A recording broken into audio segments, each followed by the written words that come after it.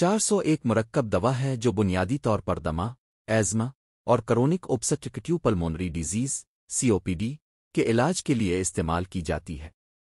اس میں 2 طاقتور اجزاء شامل ہیں: بیوڈیسونائڈ 400 مائکروگرام، ایک کورٹیکوسٹیرائڈ جو سوزش کم کرتا ہے۔ فیومریٹ 6 مائکروگرام، ایک برونکو ڈالیٹر جو سانس کی نالی کو کھولتا ہے۔ یہ دوا عام طور پر ہائنون لیبارٹریز کے ذریعے تیار کی جاتی ہے اور انہیلیشن کے ذریعے لی جاتی ہے۔ یہ کیپسول کی شکل میں آتی ہے جو ایک خاص انہیلر کے ساتھ استعمال کیے جاتے ہیں۔ 2 اجزاء اور طاقت 400 کا مطلب ہے کہ ہر کیپسول میں بیوڈیسونائڈ 400 مائکروگرام، فیومریٹ 6 مائکروگرام۔ بیوڈیسونائڈ ایک طاقتور دوا ہے جو سانس کی نالی میں سوجن اور سوزش کم کرتی ہے، جس سے سانس لینا آسان ہوتا ہے۔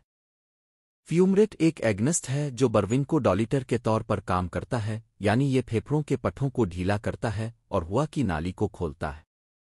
3 یہ کیسے کام کرتی ہے؟ دمہ اور COPD میں پھیپھڑوں کی نالی سوج جاتی ہے اور تنگ ہو جاتی ہے، جس کی وجہ سے مریض کو سانس لینے میں دشواری ہوتی ہے۔ 400 دونوں طریقوں سے کام کرتی ہے۔ 1 سوزش کو کم کرنا، بیوڈیسونائڈ سانس کی نالی میں موجود سوجن اور بلغم کی پیداوار کو کم کرتا ہے۔ 2 سانس کی نالی کو کھولنا، پٹھوں کو ڈھیلا کر نالی کو کشادہ کرتا ہے اور اس کا اثر تقریباً 12 گھنٹے تک رہتا ہے۔ 4 استعمالات انڈیکیشنز۔ یہ دوا عام طور پر درج ذیل بیماریوں میں دی جاتی ہے: دمہ، ایزما، لمبے عرصے تک قابو رکھنے کے لیے; کرونک اوبسٹرکٹیو پلمونری ڈیزیز (COPD) جس میں کرانک برانکائٹس اور ایمفزیما شامل ہیں; ایئر وے ہائپر ری ایکٹیویٹی جب سانس کی نالی معمولی چیز پر بھی تنگ ہو جائے، ایسے مریض جو صرف انہیلڈ کورٹیکوسٹیرائڈ سے بہتر نہ ہوں۔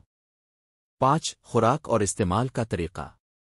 بالغ مریض عام طور پر دن میں 2 بار ایک کیپسول انہیلر کے ذریعے لینا تجویز کیا جاتا ہے۔ کچھ کیسز میں ڈاکٹر خوراک بڑھا کم کر سکتا ہے۔ بچوں میں استعمال عام طور پر 12 سال اس سے زیادہ عمر کے بچوں کو دیا جاتا ہے۔ چھوٹے بچوں میں صرف ڈاکٹر کی ہدایت پر۔ استعمال کا طریقہ: 1 انہیلر کو تیار کریں اور کیپسول ڈالیں۔ 2 ایک لمبا سانس باہر نکالیں۔ 3 انہیلر کے ذریعے کیپسول کا پاؤڈر گہرے سانس کے ساتھ اندر کھینچیں۔ 4 سانس کو 10 سیکنڈ تک روکیں پھر آرام سے چھوڑیں۔ 6 احتیاطی تدابیر۔ 400 استعمال کرنے سے پہلے درج ذیل باتوں کا خیال رکھیں۔ اگر آپ کو TB، ٹوبرکلوسس، کوئی فنگل، وائرل یا بیکٹیریل انفیکشن ہے تو ڈاکٹر کو بتائیں۔ دل کے مریض، بلڈ پریشر کے مریض، شوگر اور تھائرائیڈ کے مریض خاص احتیاط کریں۔ یہ دوا اچانک بند نہ کریں ورنہ علامات بگڑ سکتی ہے۔ حاملہ اور دودھ پلانے والی خواتین صرف ڈاکٹر کی اجازت سے استعمال کریں۔ 7 مضر اثرات سائیڈ افیکٹس۔ عام مضر اثرات: گلے میں خراش، کھانسی، آواز بیٹھ جانا، منہ میں خشکی یا خمیر کا انفیکشن، اورل تھراش۔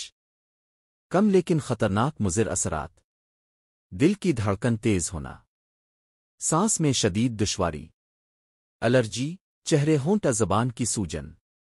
احتیاط: ہر استعمال کے بعد منہ کو پانی سے اچھی طرح کلی کریں تاکہ انفیکشن کا خطرہ کم ہو۔ 8 محفوظ رکھنے